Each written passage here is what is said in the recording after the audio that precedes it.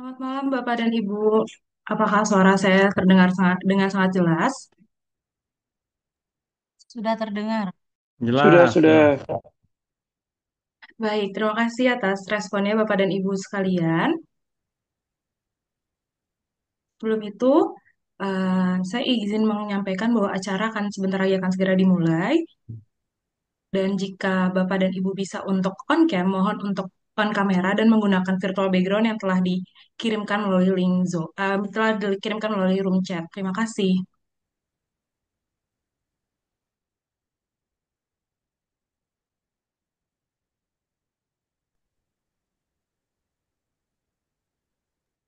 Untuk para Bapak dan Ibu partisipan bisa untuk menggunakan virtual background dan jika memang ada bermasalah dalam virtual backgroundnya, tidak apa-apa, tidak menggunakan virtual background, lalu bisa untuk mengisi absensi yang telah dikirimkan linknya melalui room chat.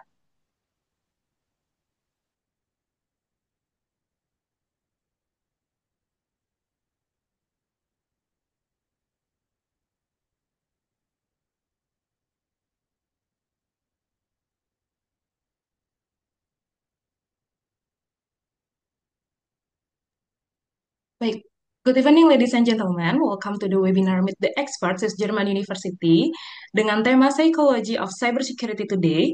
Allow me to introduce myself. My name is Rara and I will be your host for today.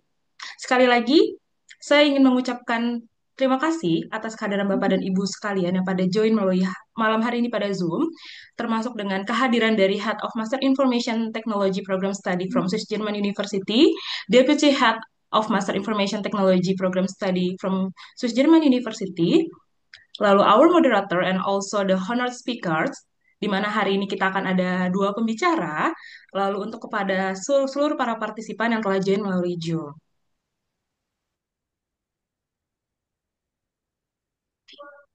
In this night, Meet the Expert Session, kita akan kehadiran dari dua speaker yang sudah tadi saya sampaikan. Di sini ada Bapak Dr. Semi Yulianto, DIT, DCS, CISSP, CISM, selaku founder and CEO PT Saistek Global Informasi atau SGI Asia, dan juga merupakan Presiden Komisioner PT Saistek Talenta Digital atau Digitalan, serta ada Ibu Tata Apriatin, Eskom Mkom, yang merupakan FP Head of Security Command Center. Mungkin untuk Bapak dan Ibu para partisipan, karena ini melalui Zoom, bisa untuk memberikan applause melalui emoji yang ada dalam Zoom terkait kedua speakers kita pada malam hari ini. Terima kasih.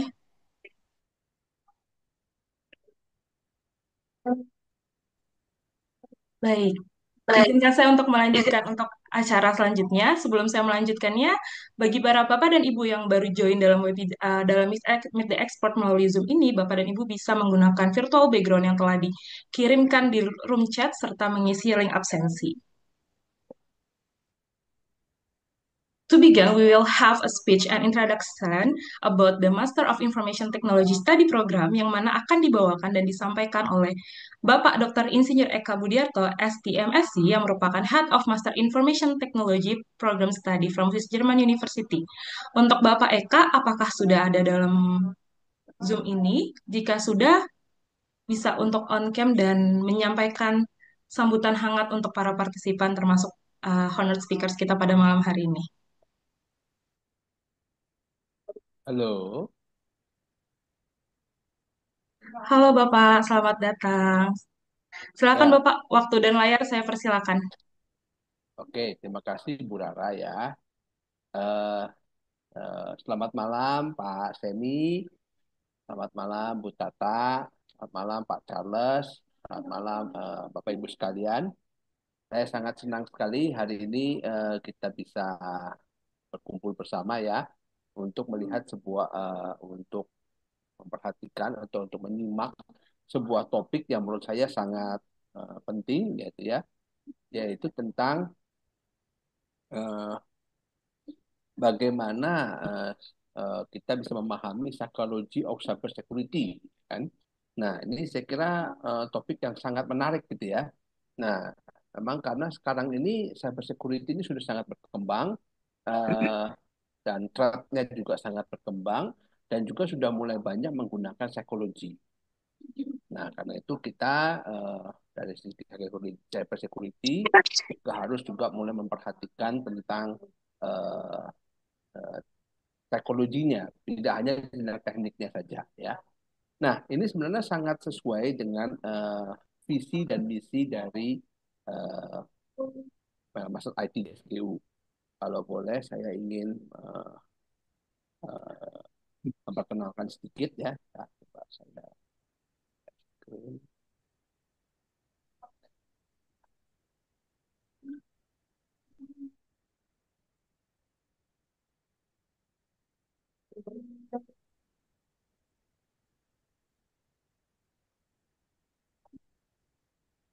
Apakah sudah terlihat screen saya?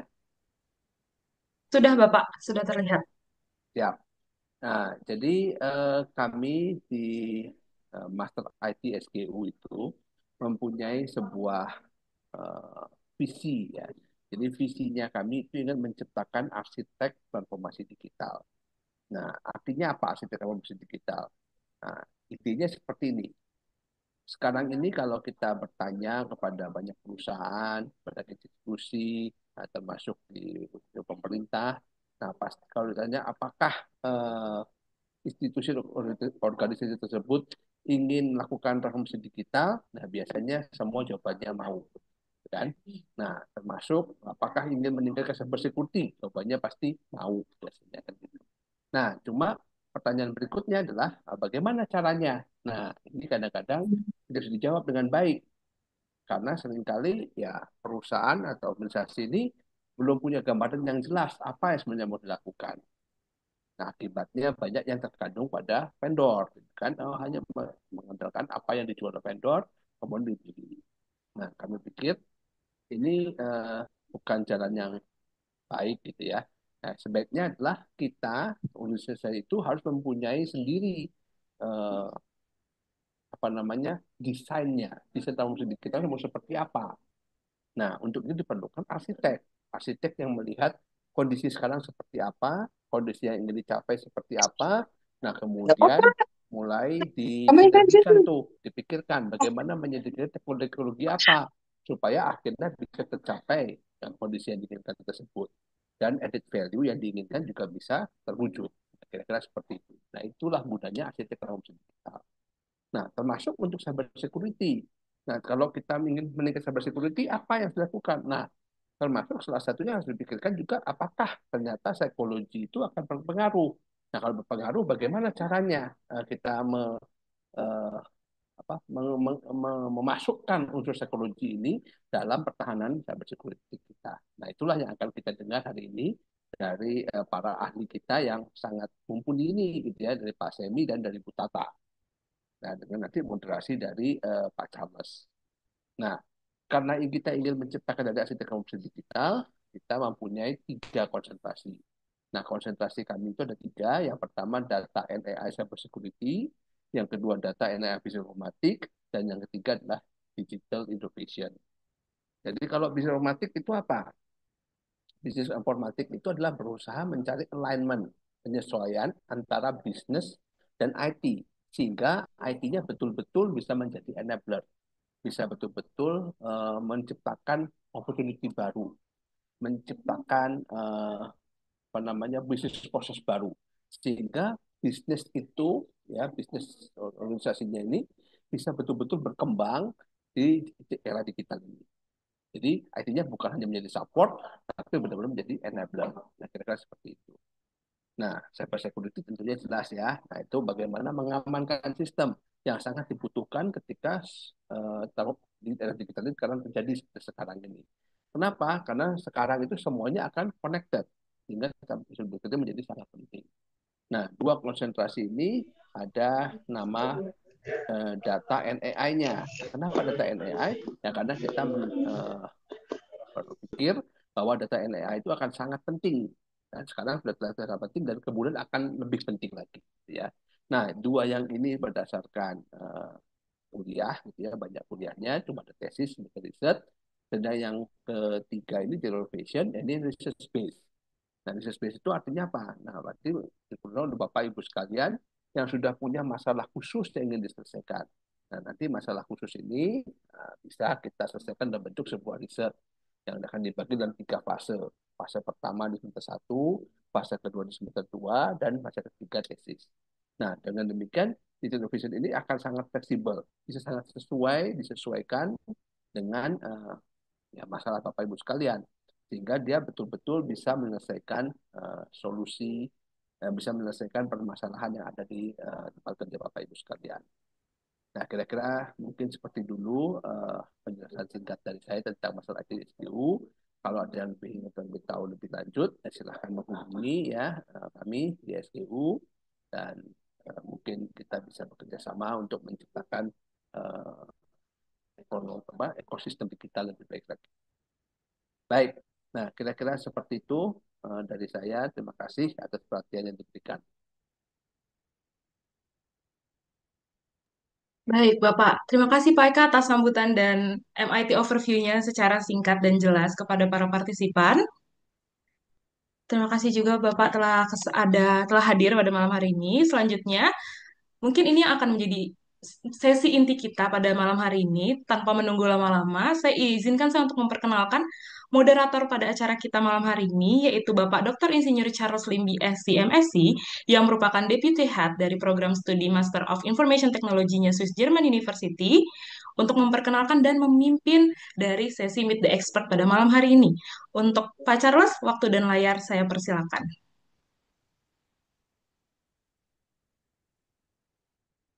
Okay, tes, tes. Can you hear me, Rara? Ya, Iya, Bapak. Okay, thank you very much. Terima kasih ya for the introduction ya, sama pembukaan acara oleh Pak Eka. So, a very good evening ya, ladies and gentlemen. Perkenalkan, saya Charles Lim, Deputy Head dari Master Program di SKU.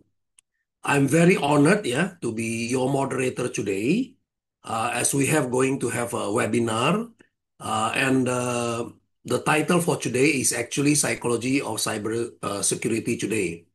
And actually, we have two experts, and I'm delighted actually we have these two respected speakers, and who will actually share the insight, the psychology of cybersecurity today. So allow me to introduce Dr. Sami Yulianto with his many certification ya. among them are CISSP, CSIM, and he's actually founder and CEO of PT Sistek Global Informasi or SGI Asia, and also President Commissioner of Sistek Talenta Digital and beliau adalah pakar keamanan siber, pengalaman lebih dari 20 tahun di Asia Pasifik, Timur Tengah dan Afrika. And his specialization actually in penetration testing, ethical hacking, threat intelligence, and SOC development. Nah, pada malam ini beliau akan menyampaikan terkait dengan psikologi cybersecurity, understanding human vulnerabilities, covering psychological manipulation, technique, hacker profile, strategy to strengthen human defense, case study, and future trends. And also we have another speaker. So maybe let's welcome Pak Semi first. Maybe you can use your emoji to give a clap that welcome Pak Semi. Okay.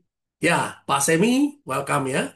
Now, let's actually welcome also the second speaker, Tata Apriatin, and he's also our alumni, both Pak Semi and also Tata, she's actually now the head of Security Command Center in Indosat, Oredo Hutchinson. Actually, beliau actually memimpin operasi keamanan siber strategis di bidang IT, telco, cloud, and perlindungan data pribadi. And with her actually experience, with so many experience, she's actually leading the SOC, dan juga actually many of the cloud security project in Indosat, and of course compliance, in the company. And basically, Mbak Tata will actually talk about less aware about cybersecurity psychology inside the hacker's mind, yang akan membahas faktor manusia dalam keamanan cyber, taktik psikologi, including how hacker actually use this psychology ya, ancaman orang dalam dan motivasinya, dampak psikologis, serangan cyber, dan praktek terbaik untuk membangun budaya keamanan, which actually talk about the future trend of using AI and deepfake. So let's welcome Bu Tata ya. Uh, so please give a round of applause ya for all the speakers. Now, without further ado, yeah. So let us welcome our first speaker, Bapak Semi Yulianto. He's actually, I usually call him also Sifu, yeah, because he is actually the one who also first time teach me how to become a certified ethical hacker, yeah, and he has been a great, lecturer and also trainer. So without further ado, again, let us introduce Pak Semi. So Pak Semi, you can take over the speaker and you can present your idea and your insight today. Go ahead, Pak. Oke, Pak Charles. Yeah. Good evening, everyone. I believe that I would rather use English in terms of delivering this particular topic. Yeah, a lot of terminologies needs to be translated if I use Bahasa Indonesia. Yeah. Anyway, we can use mixed language or bilingual. So the topic for today is about psychology of cybersecurity today, understanding human vulnerabilities. Yeah. So my name is Semi. You can call me Semi or Yulianto. Yeah. Anyone will do. Yeah. All right. So this is me. Nothing much. Yeah. So I'll just skip this one and go straight to the contents. So in this 25 minutes of webinar, we will discuss several things about this topic. First, I will start with the introduction to cybersecurity psychology, then followed by the common psychological manipulation techniques. Then we'll also discuss profile of the cyber criminal, then move on to the strategies. Yeah, strategies to strengthen psychological defenses. Then, of course, about technology's role in psychological defense, several case studies of human-focused cyber attacks, as well as the future trends in cybersecurity psychology. All right, so hopefully this particular topic will open our mind wider about what is in fact a cybersecurity psychology. Okay, so we'll start with the introduction to cybersecurity psychology, part one or section one. Okay, now first we'll look at the definition. Okay, in terms of definition, we have the cybersecurity itself. Cybersecurity, as you know, it refers to the practice of protecting the systems, the network, and the program. Sometimes we just call them as assets. From which one? From digital attacks, ensuring data integrity, confidentiality, and of course, availability of the users, also known as the CIA, confidentiality, integrity, and availability. Now, how about the role of psychology in security? Psychology plays a critical roles in terms of understanding the user, specifically user behavior, right? The motivation and also the responses to security threats that would actually help or assist in terms of creating more effective security policies and training programs. Now, because it is actually related to user behavior, we will need to definitely understand the user behavior itself and use that to develop several things like security controls to strengthen our cybersecurity defenses. Now, next, we'll move on to the human elements in cybersecurity. So let's look at the psychological factors that influence the security. As you know that a lot of psychological factors exist, including risk perception, cognitive biases, and even social influence. Like when you use for example, social media. These significantly would affect how individuals adhere to security measures, or sometimes they call it as security control. Okay. Now, what are the impact of human behavior? Now, human behavior often determines by the effectiveness of security protocols. So understanding user behavior or this behavior would actually assist us to design better systems that enhance compliance and reduce vulnerabilities. For example, you know about the UEBA. UEBA usually used in SIEM, Security Information and Event Management. User or end user behavior. That's actually related to how we can actually detect certain what do you call it, certain malicious activities based on the behaviors of the human. Excuse me. So next, let's move on to section 2 or part 2, common psychological manipulation techniques. Yeah. I believe you know all of this, yeah, social engineering tactics, like for example, phishing scams, yeah, or perhaps pretexting or baiting. Now, first, let's have a look at the phishing scams, which are actually deceptive attempts. The idea is to obtain sensitive information by masquerading or as a trustworthy entity. Masquerading here means spoofing, as if you are someone trusted. Yeah, they often use urgent language to trick individuals into providing personal details. Something like when someone asks you to do something without your consent. Yeah. Then the next one is about pretexting or baiting. So, for example, you can set up a flash disk, leave the flash disk in a particular area, such as parking lot, right? So baiting, in fact, uses the technique to lure or to trick individuals into revealing confidential data.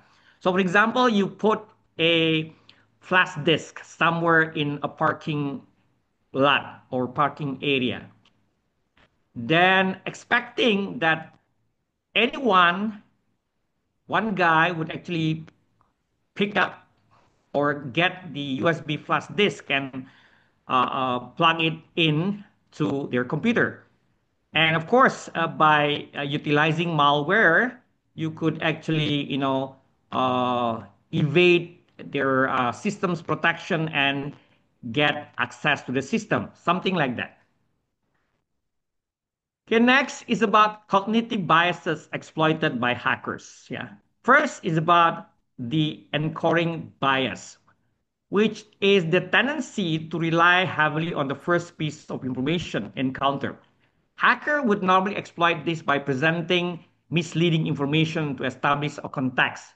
For example, like something like a misjudgment about something.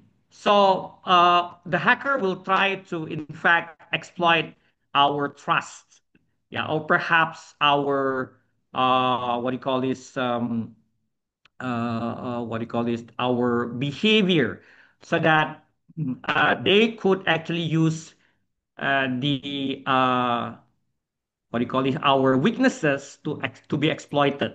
Yeah. And then the other one is about confirmation bias. Refers to the inclination, yeah, inclination to seek out information that confirms existing belief while ignoring contradictory evidence. Now, hacker could leverage or use this by crafting messages that resonate victims' preconceived notion to enhance effectiveness.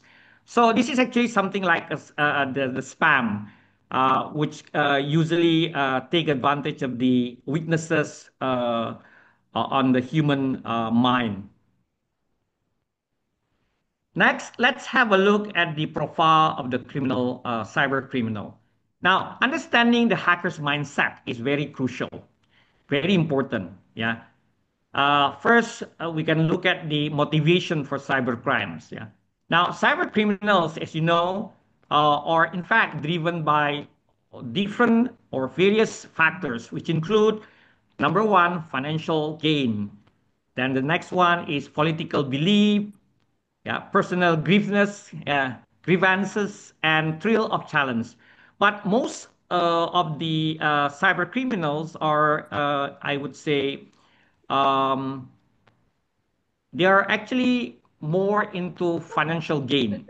So they like to get money or funds. Like, for example, when they hack into, let's say, a cryptocurrency market, yeah, or marketplace, or maybe some organization, a financial and banking related sector, right? And then some common psychopathologies involve cyber criminals. Yeah, they have certain things like sociopathy and narcissism, which usually influence their behavior, decision making processes, and also willingness to engage in illegal activities. In fact, as you can see that each cyber criminal will have their own interests on something. Yeah. Like for example, they try to gain access to, financial related organization to just grab the money. Yeah. And perhaps, hack the credit card organization or someone from the organization uh, and use the credit card to buy something from overseas. Yeah. Next is about the role of anonymity. Yeah, anonymity. Yeah. Someone would actually use the what do you call this, VPN or any other method to allow individuals to create identities that is actually differ or different than the original real world persona. Like for example, you can find people in Facebook, people in LinkedIn using different personas or profile. They can just grab a picture of someone and then put it as their own picture. Yeah, and there's more thing. Yeah, this is actually related to the individuation in cyberspace.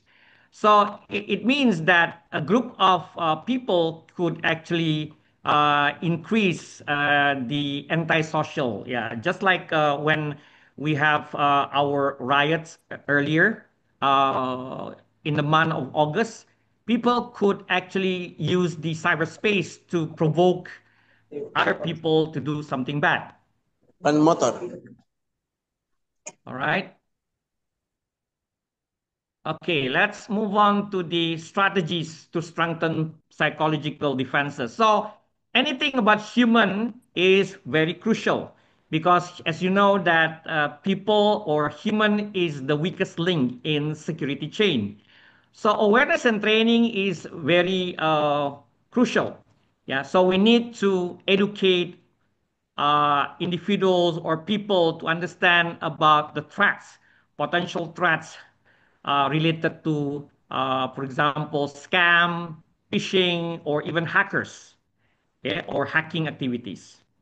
Now, the training should not be only, only conducted once. We have to, in fact, conduct the training continuously. Why continuously? Yeah, continuous training allows you to ensure that individuals remain updated. Yeah, So they need to know the evolving threats. Like for example, nowadays, as you know, that we have the AI, artificial intelligence, machine learning that could drive the attacks. So I read several news within a few weeks that there were actually, I mean, there are AI-based malware or anything related to malware powered by AI. Yeah, including hackers. They could actually leverage the use of AI to gain access to the corporate, what do you call this, assets. So awareness and training is very crucial. Now, how about promoting security? Security consists conscious culture. Yeah. First is about encouraging open communication. So, encouraging open communication, which allows employees or people in the organization to share concerns and also experiences regarding cybersecurity and so on and so forth, so that we could actually adopt the environment where security is shared responsibility. So remember that cybersecurity is not an individual's what do you call this responsibility, but it's a collective effort. Then you could also think about implementing rewards system. Yeah. So, for example, like anyone who comply with the policies and never what do you call this never violate any security policies in the organization could actually what do you call this be promoted or maybe get some incentives, right? Because most of the time, as we know, that a lot of organization they penalize or they give penalty to people who do not, or for individual who does not in fact comply to their policy, right? And then next to the technology's role in psychological defenses. Yeah. You can actually use several tools to mitigate human error. Like, for example, just a very simple example, I myself use this.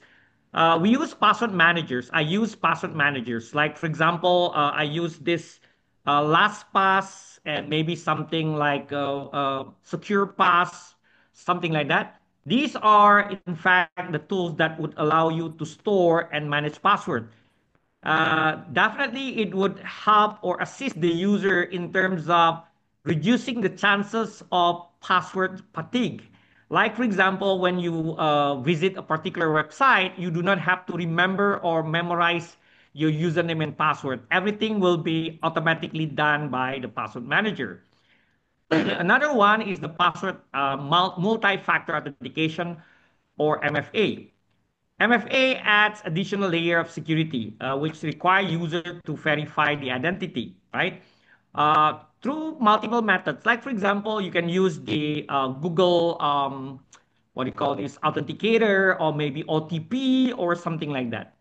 Basically, these tools would actually help mitigate human errors, which are commonly, in fact, happen. And earlier, I have discussed about the AI and machine learning. So we can leverage the artificial intelligence and machine learning for predictive analysis. Yeah, like for example, using historical data and AI algorithm, we can in fact what do you call this forecast any potential security threats. That would definitely allow the organization to proactively take the measures against cyber attack. Then, beside that, we can use the behavioral analysis, like what I mentioned earlier about the UEBA, yeah, end user behavior analysis that would actually allow us to monitor user action and detect any anomalies, which potentially could improve our detection and response. And now, regarding the case studies of human-focused cyber attack, yeah, you can see we have several different type of attacks, yeah, from year, in fact, back in year 2013, yeah. target breach using human as their weakest point. Yeah. So one example is the Sony hack. Yeah, Sony Picture hack. Yeah, this is actually an example of vulnerabilities exploited by the hacker that is actually related to the human behavior and human weaknesses or vulnerabilities. Okay. Then, of course, we need to learn from the victims. Yeah. Like the real stories of individual who got the cyber attack. Maybe we can, use this as a sample case study, yeah, that would actually emphasize the importance of cybersecurity in terms of human behavior and so on and so forth. This can be used as our topic in terms of providing the training to the users. Okay. Now, also, don't forget about the changes in organizational behavior. So we need to adapt, yeah, the policies and practices based on the emerging threats.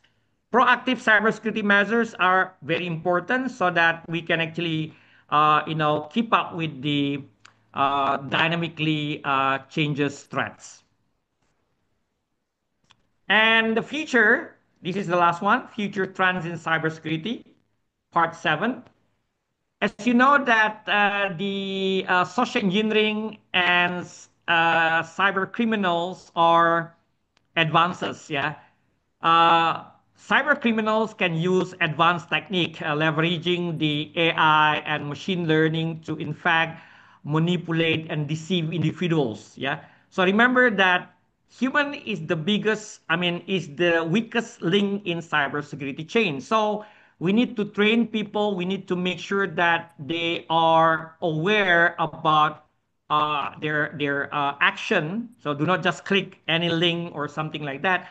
But of course, we need to make sure that the users are also aware that they are part of the security community. They are part of the responsibility. The responsibility is not only based on the individuals, but a teamwork.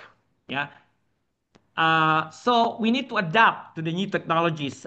We might think about, developing or perhaps doing the research in terms of, how to uh, correctly detect any malicious activities that would actually allows you to improve the detection and response of the tools.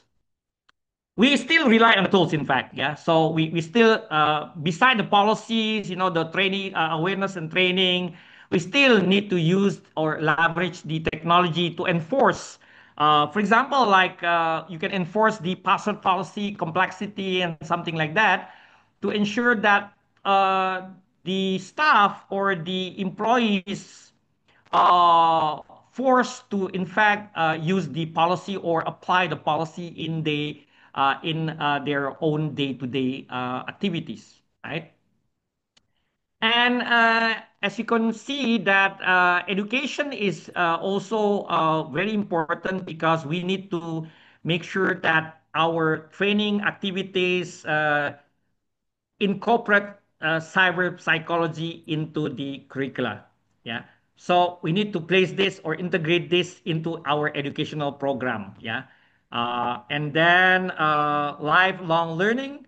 Yeah. Emphasizing on lifelong learning in cybersecurity, which also prepare the individual to, in fact, continuously adapt to the evolving threats. Remember that cybersecurity threats is cybersecurity threats are dynamic. Emerging threats almost every day appears or almost every day exists or even enhances by utilizing AI and machine learning. So we need to keep updating, stay vigilant. Yeah. I think that's all, Pa Charles. Hopefully, this would actually give or provide a more wider, knowledge about why cybersecurity is very important and why cyber psychological is very crucial to our community. Thank you. Okay, thank you very much, Pak Semi. Let's give Pak Semi a round of applause, yeah, everybody, and for his insightful presentation for psychology of cybersecurity, understanding human vulnerabilities.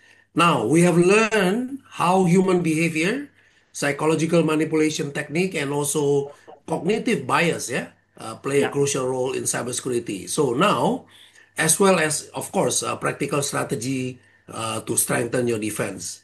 So, pembicara berikutnya, ya, our next speaker is actually Ibu Tata Apriatin, and he's actually the Vice President of and head also the Security Command Center in PT Indosat Oredo Hutchinson. So, without further ado, of course, we want to welcome, ya, Ibu Tata, and the screen, and of course the speaker, yeah, is now all yours. Let's welcome Ibu Tata to our event. Okay, so let's give him an applause, yeah. Thank you, Pak Okay, Charles. Terima kasih, Pak yes, Charles. yeah, go ahead, go ahead. Okay. So, the presentation will be shared from here or from Mbak Rara? I Because I'm will already shared also. I will show it for you, Bu Tata. Okay, Wait. thank you. Thank you, thank you.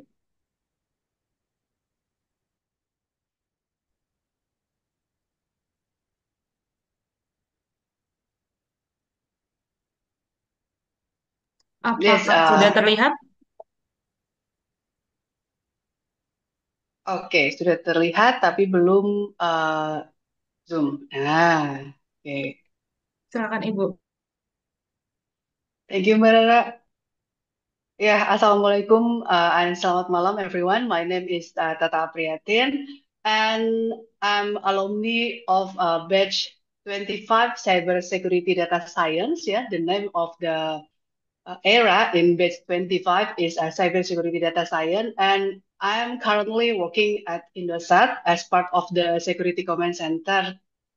And it's pleasure to be here with all of you today. In this session, we are going to explore a very important but often overlooked of the cybersecurity with the psychology behind it.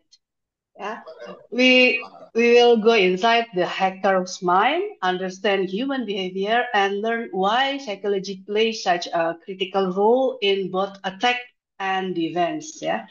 Jadi dalam sesi ini kita akan sedikit membahas sisi penting namun sering terabaikan atau dianggapnya mudah gitu ya. Dan mungkin tentang psikologi di sebalik teknikal ini dianggapnya kadang-kadang nggak ada korelasinya gitu ya.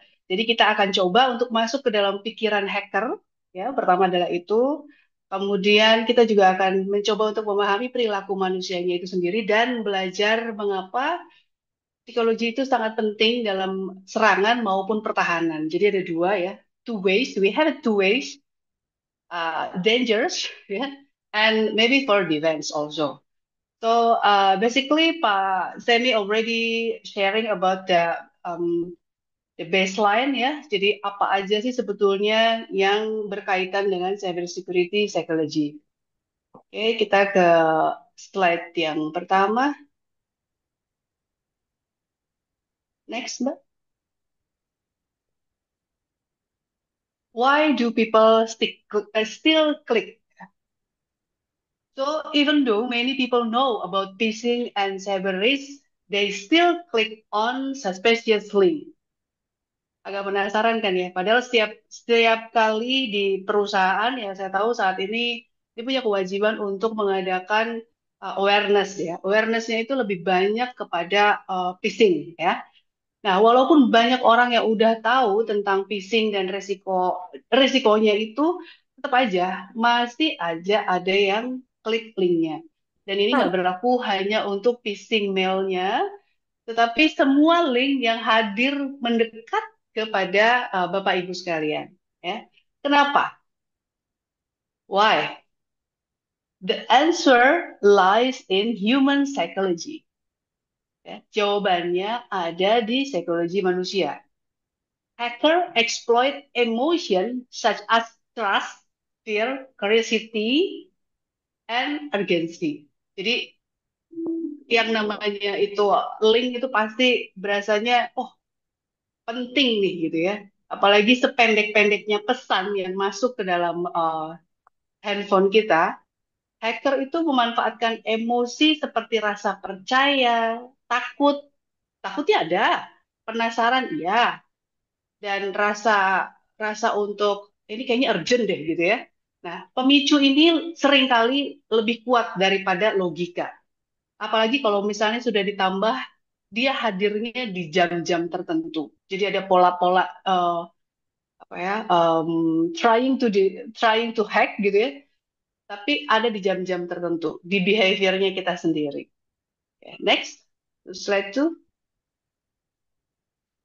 Okay, through decision, we will learn four key point ya.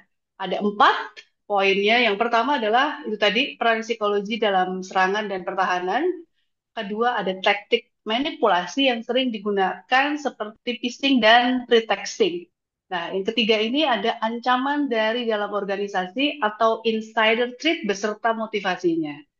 Dan yang keempat itu adalah bagaimana membangun budaya so that human become the strongest defense, not the weakest link. Jadi bukan lagi menjadi kelemahan terbesar untuk perihal melihat si link-link ini, gitu ya. Dan emang tadi background-nya memang seperti itu dan 90% insiden itu berawal dari faktor manusia dan hacker itu melihat atau memanfaatkan tadi beberapa uh, poin-poinnya. Next, Mbak.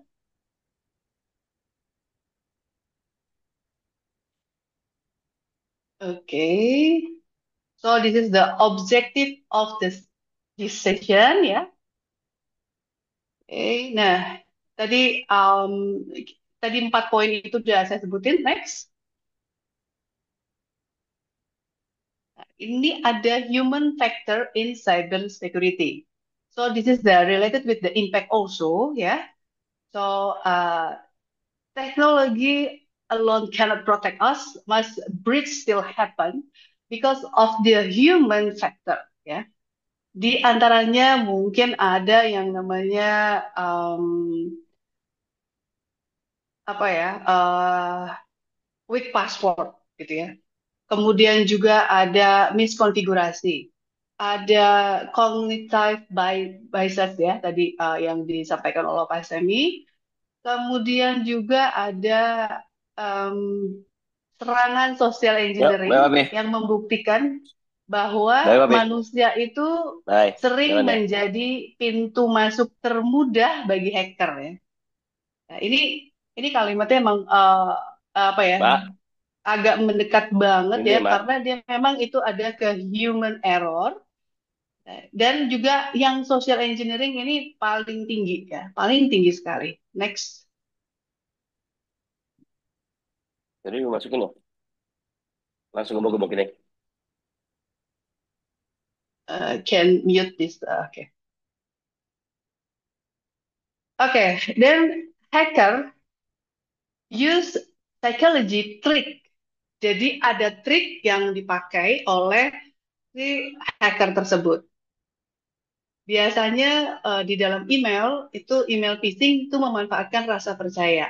Seperti yang kita ketahui itu misalnya pengirimnya gitu ya, pengirimnya dari mulai sendernya gitu kan dipakailah tuh alamat emailnya Pak Charles. Siapa sih yang nggak penasaran kalau terima email dari Pak Charles ya kan? Siapa juga yang nggak mau ngebuka email dari namanya Pak Semi gitu. Wah, ini jangan-jangan Pak Semi akan kasih kisi-kisi gitu kan, kisi-kisi exam gitu kan. Aduh, ini Pak Charles ada kekurangan apa ya dari tugas saya? Otomatis itu adalah behavior, sisi psikologi yang dipakai atau yang diperhatikan oleh para hacker ini. Dan jangan beranggapan bahwa hackernya itu udah hacker besar dulu ya. Tapi dia mulai dari kecil dulu. Kemudian pesan urgensi seperti klik 5 menit itu membuat kita tuh kan terburu-buru ya. Jadi threatening email itu karena kitanya juga takut ya, plus curiosity. Jadi dia bikin kita tuh kegoda gitu. Semua faktor-faktor itu adalah bukan faktor teknikal, tapi faktor psikologi yang berakhir di technical nyusahin teman-teman di SOC maupun juga di defensif gitu ya. Jadi itu tadi tergoda. Tergodanya orang tergoda untuk klik, semua ini berhasil karena menyerang emosi dan bukan logika. Dan ini terjadi di area-area yang sangat-sangat sebetulnya sudah terlatih gitu ya setiap bulan. Dan ada aja gitu. Karena memang si threat actor-nya pun juga membaca, oh ini udah hafal nih, oh Tata udah hafal nih kalau misalnya tulisannya begini, karena nggak mungkin nih Pak Charles kirim email di hari Minggu, misalnya seperti itu. Jadi sama-sama kita tuh juga belajar untuk nangkep polanya si hacker itu. Ya, kalau di sini saya ambil contoh, sampelnya adalah phishing email. Next. Okay. So we will move to the insider threat. Ya, not all threats come from outside. Betul kan ya? Nggak semua tuh ancaman datang dari luar. Sometimes employee bisa jadi sumber risiko. Can be the source of the risk. Macam-macam tuh motivasinya. Ada yang memang lupa gitu ya. Ada yang memang stres. Stres itu adalah levelnya misalnya gini, burnout gitu ya. Sometimes we cannot focus on analyze maybe, or we cannot focus on configuration like that ya. Atau nah ini yang tadi barusan saya sebutin adalah sisi positifnya ya, yang boleh dibilang mungkin nggak sengaja kali ya, tapi tetap pada saat dia menjadi insiden itu judulnya kan RCA-nya apa? RCA-nya tetap insider threat kan gitu ya. Nah, sedangkan yang untuk negatifly-nya adalah tadi karyawan tersebut punya dendam, ada motivasi tentang keuangan sampai ideologi ya. Nah, an example is an employee selling customer data or whatever lah ya, data yang ada data penting ya, data penting. Dan this is so why internal awareness is very important as a external defense. Karena memang yang kritikal itu yang kita masak gitu ya, ya dapur itu kan adanya di dalam rumah ya. Otomatis dapur itulah yang harus kita lindungi. Jadi kalau misalnya ada orang yang membawa bahan makanan kita gitu ya dari dapur kita, dan itu memang satu-satunya hanya ada di dapur ini gitu kan, spesifik ya biasanya kalau orang banyak bilang tuh ini makanan khas daerah ini gitu. Terus dibawa keluar kan, itulah tuh yang makanya harus dijaga gitu ya. Jadi itu adalah pertahanannya sama pentingnya dengan pertahanan eksternal. Oke, next. Psychological impact. Yang pertama adalah loss of trust ya. Jadinya kalau kita berhubungan dengan pelanggan atau customer akan berkurang rasa percaya dirinya, rasa percayanya ya. Kemudian ada stress, anxiety, itu juga menurunkan produktivitas ya. Kemudian juga ada decision fatigue ya, itu kecapean yang tadi. Jadi misalnya tadi kalau saya sampaikan bahwa sesuatu hal yang kecil akhirnya menjadi besar cuma gara-gara klik, akhirnya bikin susah teman-teman security operation ataupun teman-teman defensif gitu ya. Dan kemudian ada lagi, pada saat kita dikejar-kejar oleh mengambil keputusan approve or no, this is a block or no gitu kan. Nah, itu tadi ada keputusan yang gegabah. So this is a psychology impact. Jadi sebetulnya impactnya ini betul-betul datangnya dari bukan secara sisi teknikal, Bapak dan Ibu lupa gitu ya, bahwa di dalam apa ya sebutannya SOP atau buku putih ya atau guidance-nya itu sebetulnya udah hafal di luar kepala, tetapi karena Bapak Ibu di dalam situasional yang penuh dengan tekanan, akhirnya itu bisa buyar ya. Jadi di slide ini tuh impact-nya untuk ke semuanya, baik untuk pimpinan, untuk leader ya, maupun juga untuk teman-teman yang berada di operational. Serangan cyber itu tidak hanya menimbulkan kerusakan teknis ya. Jadi they also create psychology impact ya. Yang tadi itu jadi hilang rasa percaya diri itu adalah impact yang dari eksternal. Kalau misalnya Bapak Ibu bekerja di industri yang berhubungan dengan customer ya. Kemudian ini impact lagi untuk karyawannya yang di dalam ya. Sudah ada case insiden 2 hari nggak selesai-selesai, misalnya nggak tidur atau apa, dan dia pressure-nya itu full di dalam otaknya ya, gitu, maksudnya penuh banget gitu, itu dia pasti akan mengalami kecemasan dan otomatis itu pun juga akan memperlambat datangnya apa ya, insight untuk menemukan si RCA itu. Jadi produktivitasnya pun juga nanti besoknya juga akan menurun dan bukan tidak akan kejadian kalau si karyawan tersebut burn out gitu. Burn outnya dalam artian dia nggak tahu harus ngapain lagi gitu kan. Dia juga nggak tahu harus ambil kerjaan yang mana dulu ya gitu. Nah itu tadi itu sebetulnya adalah dampaknya dari impact ya, impact dari psychological yang hasilnya berhubungan dengan cyber security. Dan ini kenapa saya tulis di sini karena memang sebetulnya um, cyber security is also about mental resilience, ya. Jadi cyber security juga menyangkut ketahanan mental. Karena apa tadi? Karena kelelahan, karena ketakutan, karena kecemasan, dan satu lagi mungkin bisa disebut adalah mungkin karena biasa perfeksionis. Pada saat mendapatkan yang tidak perfect, itu gelisah, cemas lagi, dan akhirnya menjadi chaos. Sekali lagi, datangnya bukan dari sisi teknikal ya. Oke, next. So, we have a case study ya.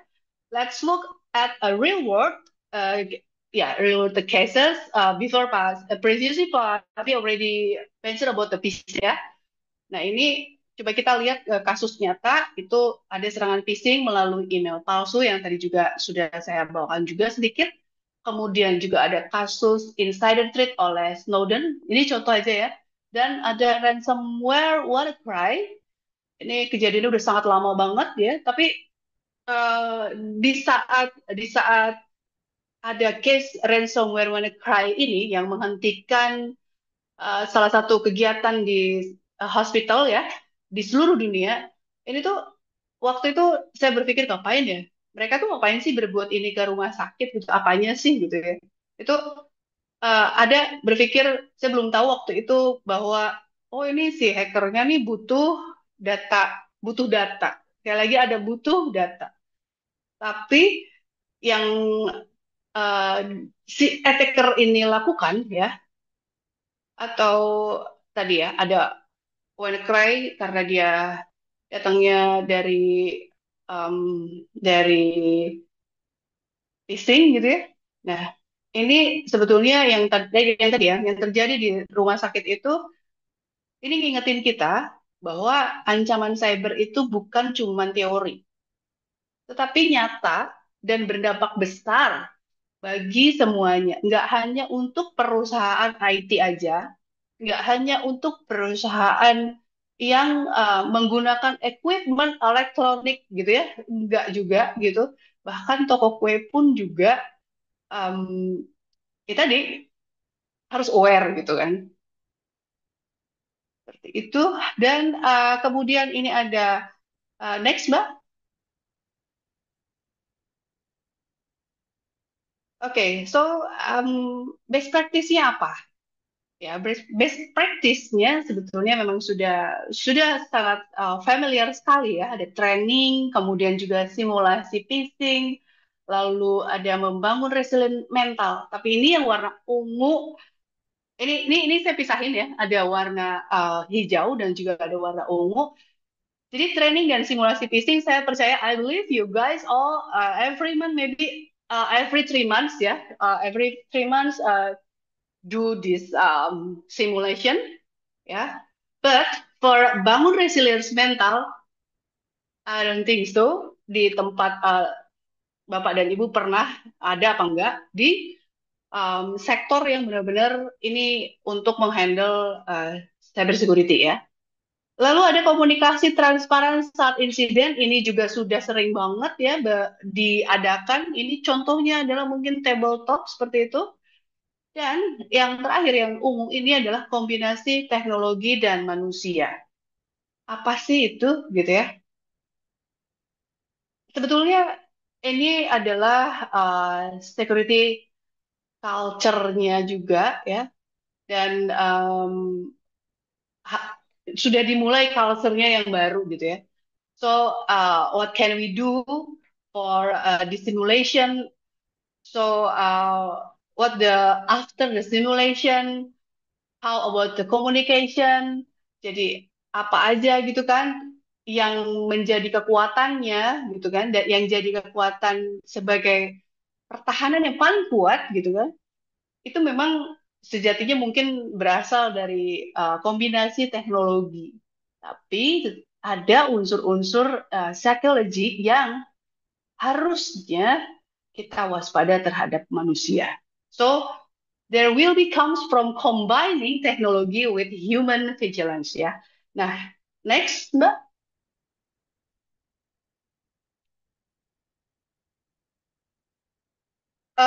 Building security culture.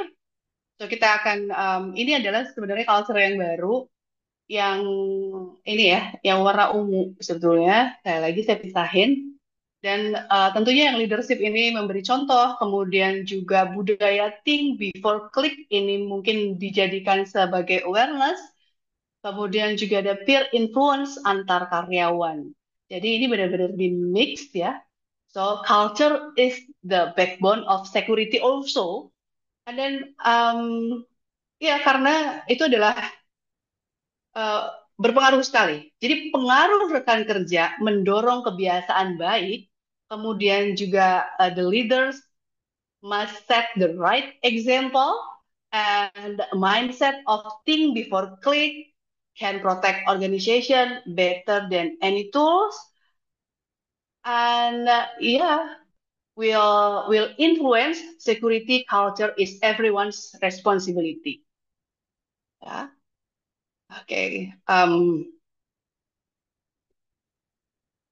So, culture matters and peer influence itu penting banget ya, karena pengaruh rekan kerja itu betul-betul berpengaruh juga. Karena pada saat nanti Bapak dan Ibu sedang ada insiden, pada saat Bapak dan Ibu tidak bisa berkomunikasi atau tidak punya rasa trust satu sama lain atau apa ya, ada gap ya, ada gap.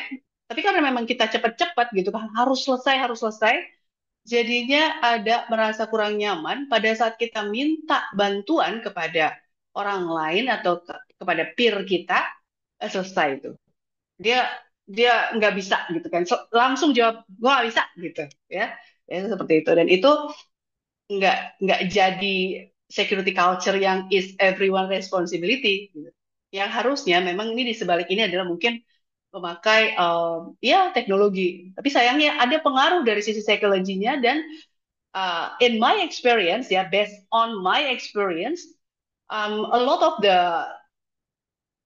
the people will be apa ya, dia ngerasa tertekan pada saat dia mempunyai tekanan untuk melakukan sesuatu hal yang perfect atau sempurna dan dia meyakini bahwa dia bisa menyelesaikan tugasnya tersebut, tetapi ada mendapatkan tekanan lagi dari eksternal dan tiba-tiba dia merasa untuk saya harus minta bantuan orang lain.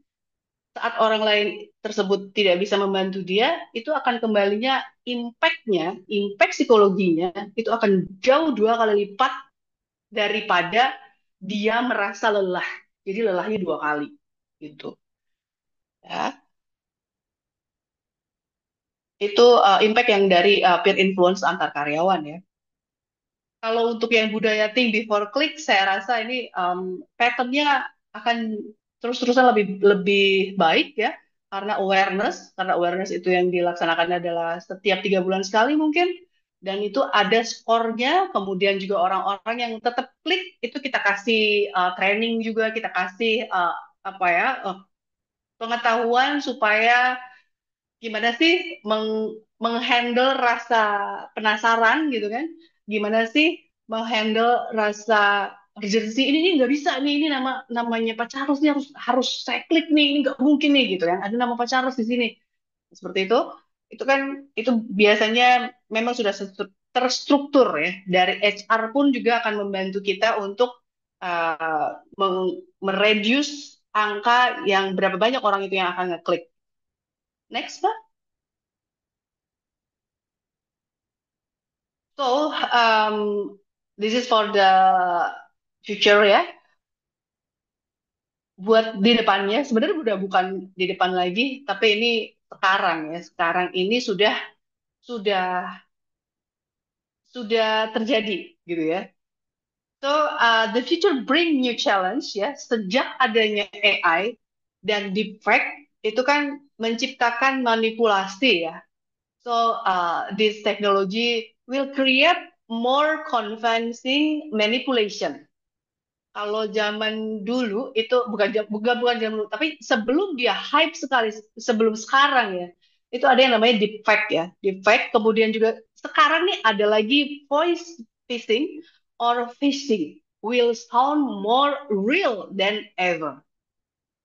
So this means our psychological defense must also evolve with the times. Jadi secara secara tidak langsung pertahanan psikologi kita juga harus berkembang mengikuti zaman gitu. Jadi um, another trend now is I mean like sorry like as we look into the future like voice phishing or phishing ya. So itu benar-benar yang bagus banget, bahkan saya sendiri pun baru tahu bahwa ada suaranya itu benar-benar seperti manusia banget gitu ya. Maksudnya seperti kita lah gitu ya. Maksudnya jadi benar-benar yang itu asli gitu loh. Jadi kalau kita ngelihat ke depan, ancaman cyber itu bakalan semakin canggih dan jauh lebih sulit dideteksi. Salah satunya itu menjadi tantangan buat kita, yaitu tadi ya. Dan yang terakhir akan semakin banyak muncul manipulation ya, in the psychology berbasis AI. Ini penyerang akan menggunakan kecerdasan buatan untuk mempelajari perilaku. Jadi behavior kita, ya. So attacker will use artificial intelligence to study human behavior, emotion, and weakness, then launch highly personalized attack that feel almost impossible to ignore. Itu yang sekarang ini kita sedang hadapi di beberapa. Saya memang agak melihat saya bilang agak karena memang saya jarang banget untuk ngebaca-baca ke beberapa platform sosial media ya. Bahkan yang dulunya Twitter sekarang namanya jadi apa? Jadi X aja itu ternyata masih ada ya gitu. Maksudnya masih ada dalam artian itu masih aktif, dan di sana tulisan-tulisannya itu ada yang asalnya itu dari prom gitu ya. Terus karakternya itu kalau dilihat, oh ini enggak asli, ini bukan orang nih kayak gitu. Jadi ada juga yang berbentuk gambar itu, ini kan ada algoritma juga ya yang membuat si handphone kita ini mengeluarkan informasi-informasi yang selinear gitu ya, yang selinear sama apa yang sudah pernah kita klik gitu. Nah, biasanya si behavior ini diambil buat itu tadi, buat mempelajari perilaku, misalnya jam berapa Tata akan posting, di hari apa Tata biasanya akan posting gitu kan di salah satu platform sosial medianya.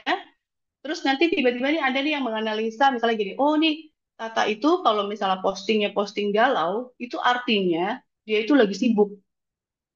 Lain halnya nanti ada result itu yang ngasih ngasih tahu ke saya itu bahwa gini, Tata itu kalau postingnya happy happy ketawa, oh itu justru tuh kebalikannya. Contoh ya, itu contohnya seperti itu. Nah, jadi emang personal sekali sih sebetulnya, personal banget. Mungkin Bapak Ibu lebih seringnya mendengar secara secara umum itu di social engineering kan ya. Tapi karena sekarang kita menghadapi yang sedang hype, bahkan semua muanya berhubungan dengan AI gitu ya, baik yang untuk memudahkan ataupun yang menyulitkan. Menyulitkan itu cuma memang lebih banyak memudahkan ya. Tetapi after that gitu ya, setelah itu bagaimana kita memvalidasinya, bagaimana kita mensecurekannya gitu ya di diri kita sendiri. Saya nggak akan jauh ke area sisi teknisnya, karena itu saya mau bicara tentang behaviornya itu. Ya. Jadi karena itu masa depan cyber security itu bukan cuma soal firewall atau antivirus yang lebih kuat, atau CM-nya seberapa mahal, atau Bapak Ibu sepinter apa gitu ya. Kalau lagi capek mah tetap kan judulnya capek aja kan ya. Nah itu tuh. Jadi bagaimana kita memperkuat awareness dan kemampuan berpikir kritis kita. Jadi kemampuan berpikir kritis kita itu pun bukan artinya sebagai uh, dinamis sekali, bukan. Tapi beri jeda. Jadi sekarang ini dengan adanya berbagai macam teknologi baru, penyampaian solusi baru, otomatis Bapak dan Ibu tuh juga akan berpikir tuh lebih cepat lagi gitu ya. Banyak sekali tuntutan yang harus dipenuhi oleh Bapak Ibu untuk menyelesaikan contoh sebuah buku seperti itu. Karena bukunya tuh tiap kali keluarnya sekarang yang tadinya sebulan sekali sekarang keluarnya adalah seminggu sekali gitu. Ada. Nah, beri jeda yang betul-betul berjeda. Jadi jangan dipaksakan kalau misalnya Bapak Ibu sudah capek, sudah lelah, ambil jeda. Ya, mungkin duduk sebentar, kemudian Bapak Ibu bisa bisa menarik nafas. Nah, seperti itu. Ada yang berkaitan dengan psikologinya itu benar-benar datangnya itu ke badan ya gitu. Secara sisi teknisnya saya yakin Bapak Ibu akan kembali konsentrasi dan kembali fokus ya terhadap pekerjaan-pekerjaan yang sedang atau aktivitas yang sedang Bapak Ibu lakukan. Nanti kalau misalnya Bapak Ibu dapat voice phishing nih, ini misalnya suara Tata gitu ya, suara Tata itu identiknya nih sekarang nih. Ini contoh kayak sekarang ini kan di record ya. Terus um, dari Zoom-nya ini ada yang ngehack nih ini misal ya. Nah, itu dia akan di-train gitu ya, data volumenya itu di-train dan kemudian juga akan bisa mempelajari bahwa oh suara Tata kalau sedang marah itu seperti apa, suara Tata kalau misalnya lagi nangis sedih itu seperti apa. But don't worry Ibu Bapak, nggak usah khawatir. Ada satu jeda dari semua ya, maksudnya ada jeda atau ada spasi dari semua behavior yang Bapak Ibu sudah terlanjur dicontek atau sudah terlanjur diambil oleh attacker, itu ada sedikit perbedaannya kalau misalnya Bapak Ibu emang mau repot ya, ada detailingnya. Salah satunya itu adalah tarikan nafas. Jadi tarikan nafas itu ini saya sendiri sih belum selesai untuk membuktikan mendengar lagi. Oh, pengen tahu deh gitu kalau rekamannya apa recordingnya sebuah suara yang dihasilkan oleh AI itu keluarnya tuh sama nggak ya gitu kan? Bagaimana sih cara ngebedainnya dan suara khas yang mana ya yang bisa saya tentukan bahwa ini menjadi patokan bahwa ini bukan suara Tata atau ini bukan suara Pak Eka gitu ya seperti itu. Nah, kita ke slide berikutnya. Oke. Nah, ini hacker menyerang pikiran sebelum sistem. Kemudian, nah jadi ini ada key takeaways ya. So from this slide ya. Hacker itu dia menyerangnya pikiran dulu, kita dulu ya, baru kemudian sistem. Contohnya adalah misalnya kita menerima report, ya, menerima report yang belum divalidasi, namun setelah itu kita deg-degan. Kembali lagi bahwa itu adalah sisi psikologi yang diserang oleh si attacker. Dan caranya beraneka ragam, kembali lagi bahwa email tersebut adalah merupakan salah satu behavior yang memang sejatinya memang biasa diterima ya gitu. Pesan utamanya memang sederhana banget ya. So cyber security is not only about technology, but it's about people by understanding human psychology, and then we can transform weakness into strength, awareness, and behavior as much as a firewall and antivirus. Tadi saya di depan udah kasih tahu juga ya, bahwa dengan memahami psikologi ini, kita bisa mereduce juga, mengubah juga kelemahan menjadi kekuatan, dan awareness serta perilaku itu sama pentingnya dengan teknologi atau tools yang kita pakai, gitu ya. Okay, next. So this is the closing and call to action ya. Dan sebagai penutup, saya hanya mengajak Bapak Ibu sama-sama ya, let's remember that every click matters. Kliksnya itu bukan hanya klik di sebuah phishing mail ya, SMS juga, apalagi ya, telepon yang ibu bapak tidak kenali, apa yang diangkat, penasaran, takut, pokoknya judulnya harus diangkat gitu ya, seperti itu.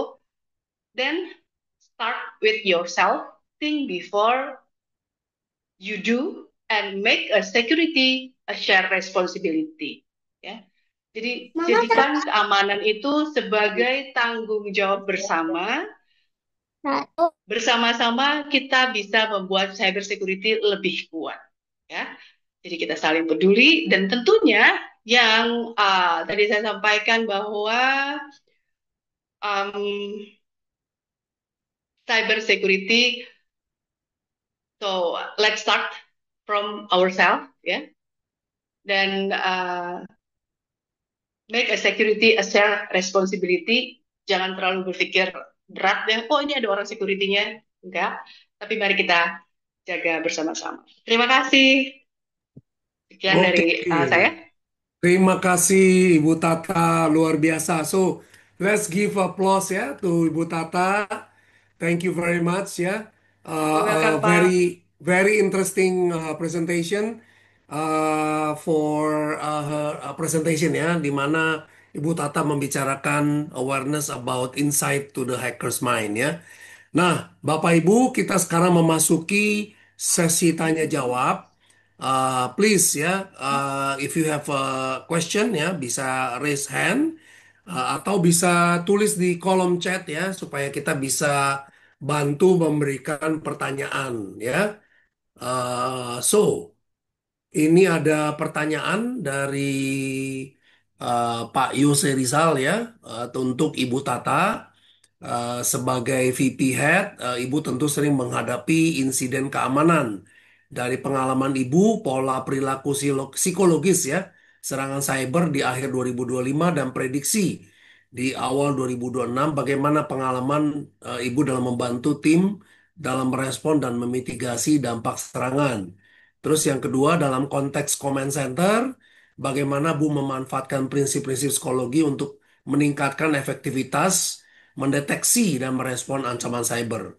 Mungkin ada pelatihan khusus yang Ibu lakukan untuk memahami hal-hal tersebut ya, berkaitan dengan stres, tekanan, dan lain-lain. Terima kasih. Silakan Bu Tata mungkin. Ya, tadi dengan Pak siapa, Pak Yose, siapa Pak? Ayo Serizal, betul. Ya, Pak Yose Rizal. Mari saya dulu. Ya, baik.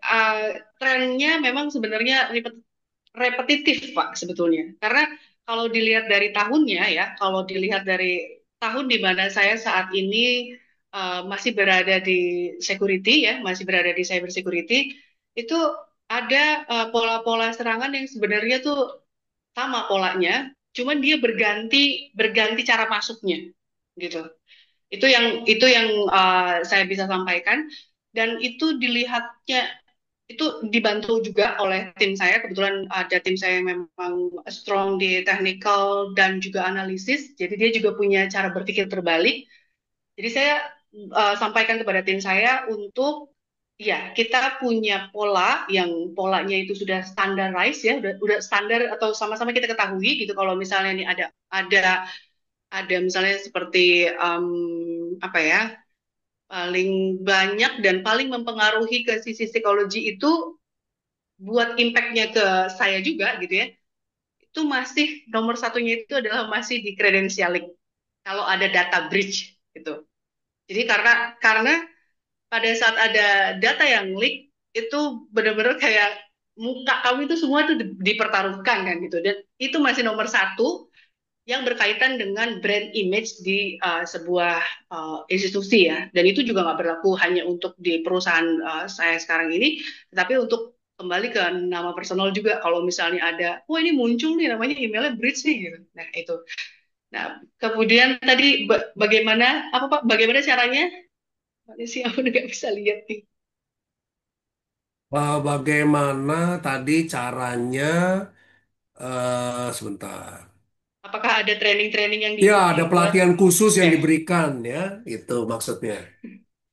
Kalau Silakan. untuk ya baik. Oh ini dia udah ketemu nih. Oke, dari pengalaman Ibu, pola perilaku psikologi apa saja yang paling sering diamati pada korban serangan cyber di akhir 2025?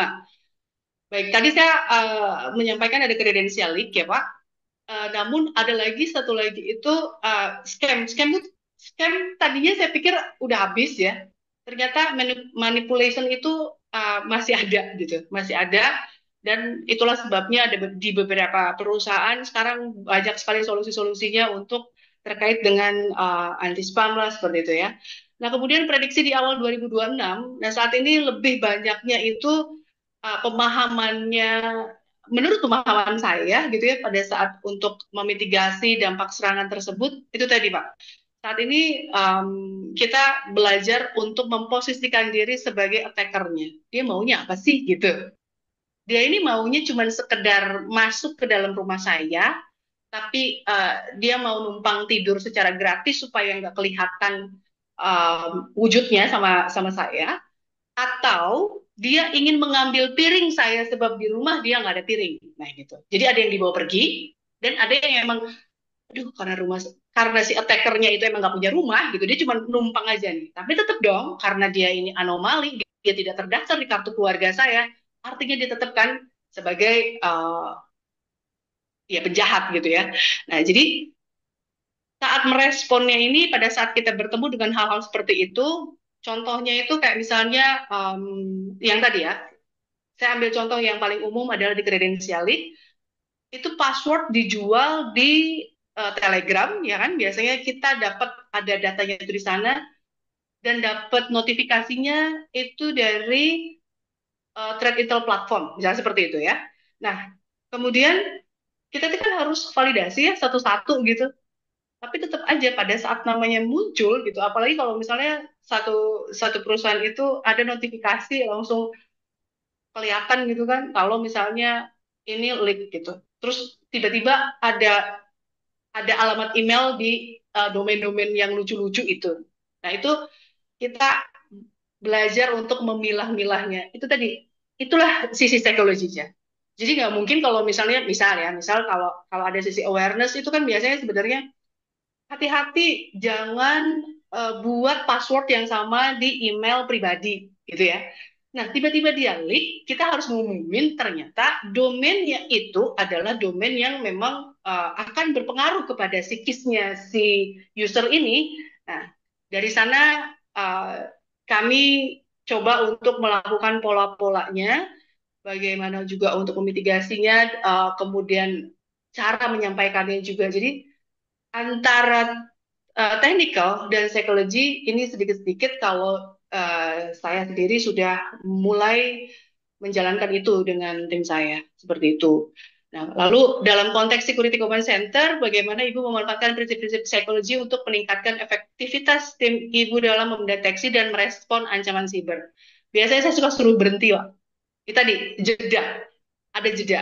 Ada saat dia menerima alert yang kritikal, itu salah satunya adalah minta untuk teman-teman itu jeda. Jadi saya perhatiin gitu kan, saya perhatiin yang mana nih yang mungkin gasnya paling kencang banget. Itu saya minta mereka untuk berhenti dulu sejenak gitu ya. Saya minta untuk mereka untuk diam dulu, keluar atau apa, melakukan hal-hal yang disenangi oleh mereka, kemudian baru balik lagi. Jadi sudah mulai untuk dipisah. Jadi kalau misalnya ini, oh ini udah mulai burn out nih, nanti saya minta temennya ini atau peer-nya itu untuk membantu. Tapi lagi-lagi saya pun harus melihat kondisi si peers-nya tersebut. Apakah dia juga sedang mengalami apa namanya tekanan yang lain atau tugas yang lain gitu. Karena nggak mungkin untuk memindahkan satu tanggung jawab untuk menyelamatkan yang ini yang ada malah hancur semua gitu. Jadi kemudian ya itu tadi itu sebenarnya kritis banget ya. Dan apakah ada trainingnya yang diikutin? Um, saya sendiri saya ya gitu. Jadi leadernya gitu ya. Maksudnya saya yang mengikuti. Namun akhirnya untuk tim juga saya share ke tim bahwa ini perlu loh supaya kita bisa tetap fokus ya walaupun kadang-kadang memang nggak nggak bisa nggak bisa menghindar ya dari yang namanya burnout atau capek atau ya itu tadi out of focus gitu seperti itu Pak. Oke, terima kasih Bu Tata. Ini ada Pak Rizky yang mengangkat tangan. Silakan Pak Rizky kalau mau menyampaikan pertanyaannya langsung Pak Rizky. Ya, selamat malam Pak Semi, Bu Tata, Pak Charles, Ah, dan Pak Eka. Perkenalkan nama saya Rizky. Kebetulan saya juga muridnya Pak Eka sama Pak Charles juga. Mungkin pertanyaan saya lebih ke menyambung ke poinnya Bu Tata tadi ya, yang terkait behavior. Jadi kan tadi Bu Tata sempat mention soal penggunaan sosial media gitu ya. iya, Dan dengan adanya teknologi pun makin cepat dan data kita tuh in a way lebih mudah untuk di-acquire dan dianalisa sama AI. Nah, iya, apakah jawabannya itu preventive action yang bisa kita lakukan itu apakah dengan menggunakan browser yang memang in a way lebih private kayak Tor dan lain-lainnya ataupun memang secara behavior kita harus mereduce penggunaan sosial media itu karena kan memang hal itu bukan sesuatu yang bisa kita kontrol juga gitu kadang-kadang kita merasa lagi capek terus kita ngepost atau gimana gitu. Ini itu hmm, pertanyaan saya. oke. Saya jawab langsung. Terima kasih pertanyaannya. Ini ini tuh terjadi apa ya? Saya bilang ombaknya waktu itu pernah sangat-sangat tinggi sekali. Itu pada saat kita ada di era pandemi ya. Jadi itu teman yang paling dekat itu adalah itu tadi si sosial media itu ya, bener kan? Karena kita nggak bisa ketemu orang. Nah, harusnya gimana sih gitu preventifnya gimana? Sebetulnya saya akan nge kalau saat ini ya saat ini sebetulnya belum belum sampai yang 100% atau 100% I believe this will be work ya. Cuman untuk saat ini saya bisa sampaikan adalah tolong direm deh gitu. Rem untuk hal-hal yang memang spesifik spesifik berulang repetitif gitu. Jadi kayak misalnya gini loh, posting makan bakso, posting pergi ke beberapa kota, tapi kotanya itu misalnya dari 10 kota ini ternyata ada 5 kota yang sering gitu. Jadi bisa ngebuat pola gitu. Kalau kayak gitu kan spesifik ya. Jadi menurut saya preventifnya adalah belajar untuk menuliskan di sosial media kalau misalnya emang gatel banget ya pengen nulis status ya biasanya kan kalau kesel lah gitu kan cewek kan kadang-kadang gitu ya tapi cowok-cowok juga kan gitu abis dimarahin lah atau apa tulis aja bias gitu yang ngerti cuma diri sendiri jadi jangan sampai dia ngebuat pola preventif itu seperti itu sih kalau menurut saya bukannya bukannya akhirnya kita kembali ke zaman yang dulu kita nggak boleh ini ya kita nggak boleh main sosial media lagi nggak seperti itu Oke, Gitu, baik. Mas Terima Rizky. kasih Gimana? Bu Tata ya. Apakah sudah terjawab ya, Pak Rizky?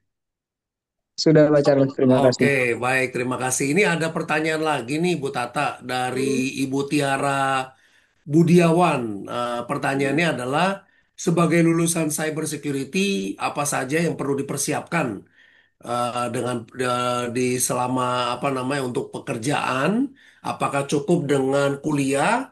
Apakah harus ada training sertifikasi atau apalagi yang lain terlebih yang berkaitan dengan fresh graduate? Silakan Bu Tata. Baik.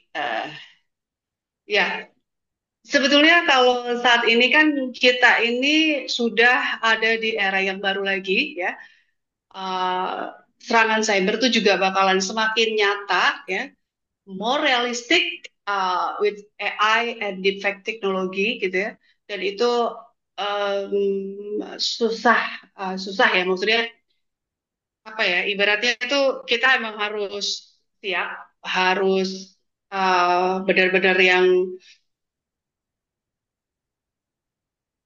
eh, open mind, open mind atau mindset kita tuh dirubah.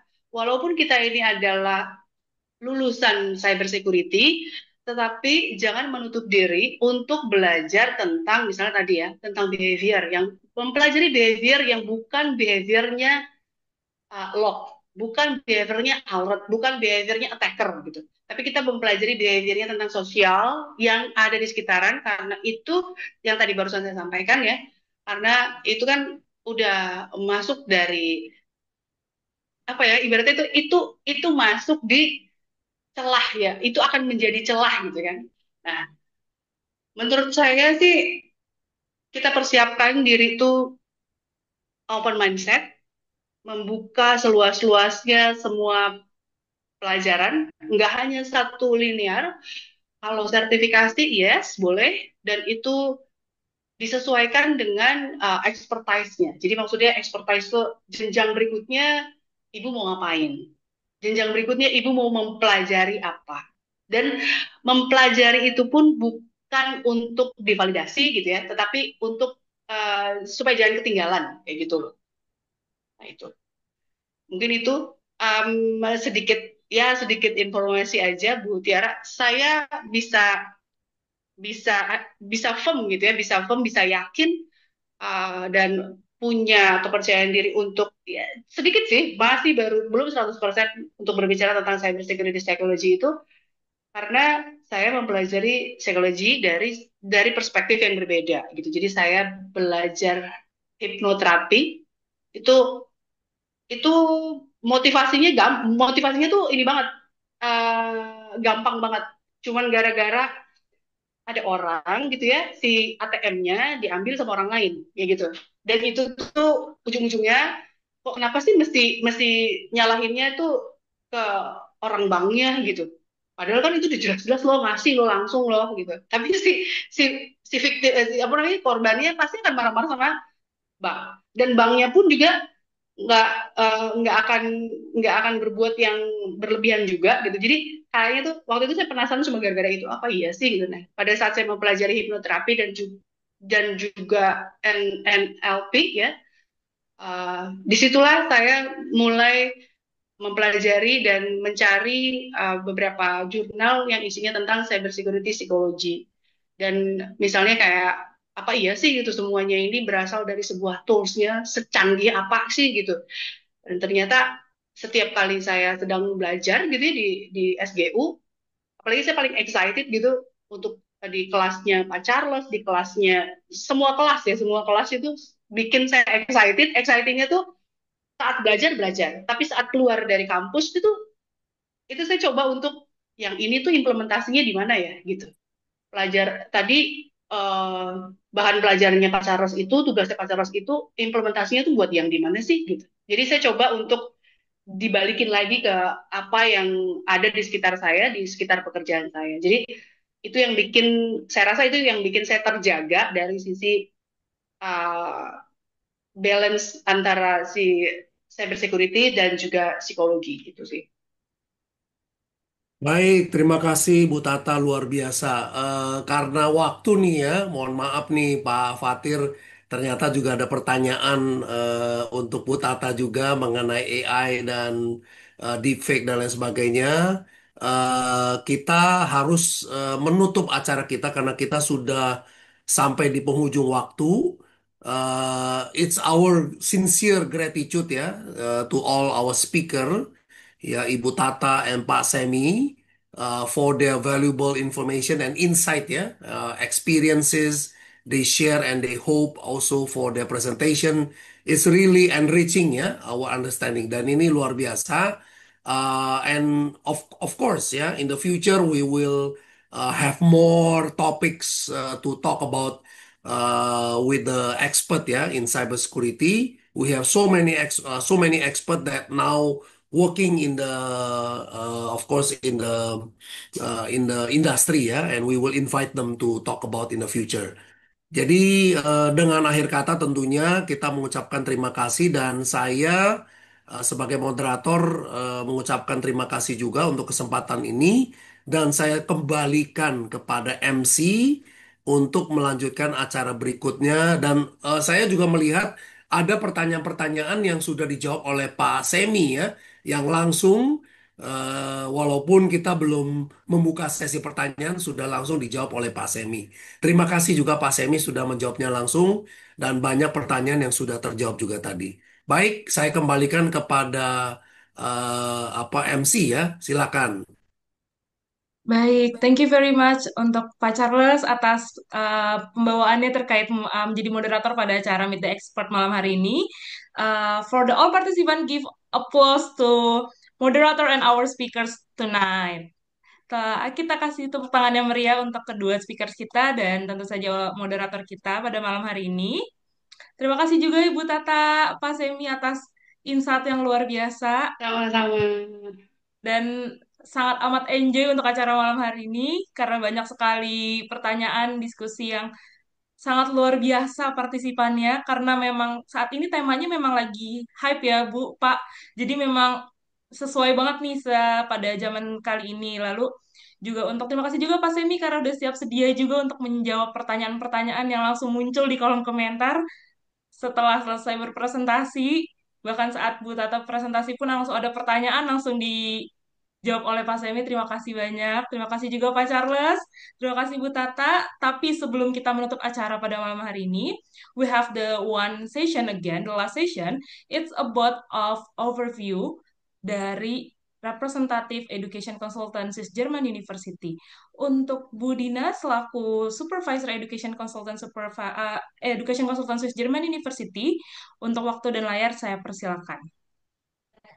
Terima kasih Rara waktu yang diberikan. Izinkan saya share screen sebentar.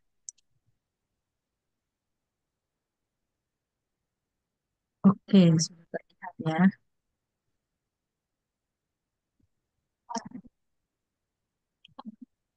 Oke, terima kasih untuk waktu yang diberikan kepada saya. Izinkan saya memperkenalkan sedikit mengenai Swiss German University dan beberapa program yang kami miliki yang mungkin Bapak dan Ibu sekalian akan tertarik untuk melihat gitu ya. Ada program apa saja ya gitu. Oke, jadi sebenarnya Swiss German University adalah international university pertama di Indonesia. Dan SGU itu masuk ke dalam universitas swasta, di mana sekarang kami sudah memiliki 19 uh, study program dan juga konsentrasi untuk bachelors dan juga sudah ada 6 program utama untuk master program. Nah, hari ini saya senang fokus ke master program karena mungkin lebih cocok untuk Bapak dan Ibu sekalian. Juga ada beberapa program untuk Bapak dan Ibu yang sudah S2 gitu ya. Saya sudah S2 gitu.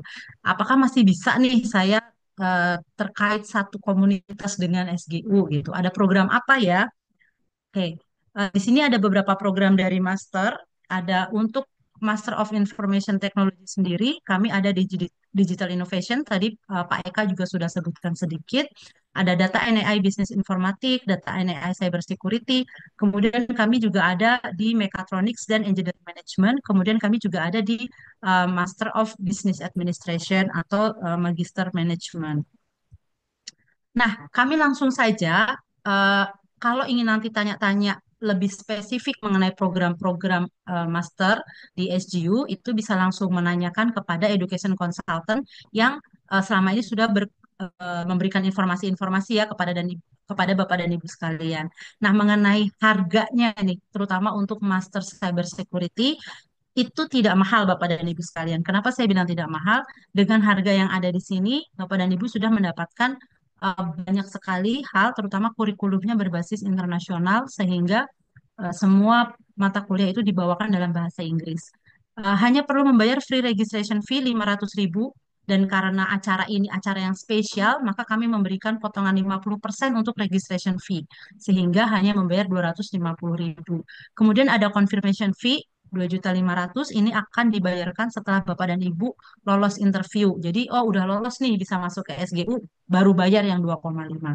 Kemudian untuk semester fee itu 21 juta. Ini dari harga yang kami publish adalah 22 juta. Karena ini adalah acara spesial, kami berikan potongan sehingga hanya membayar 21 juta. Dan ini dibayarkan hanya 3 semester saja.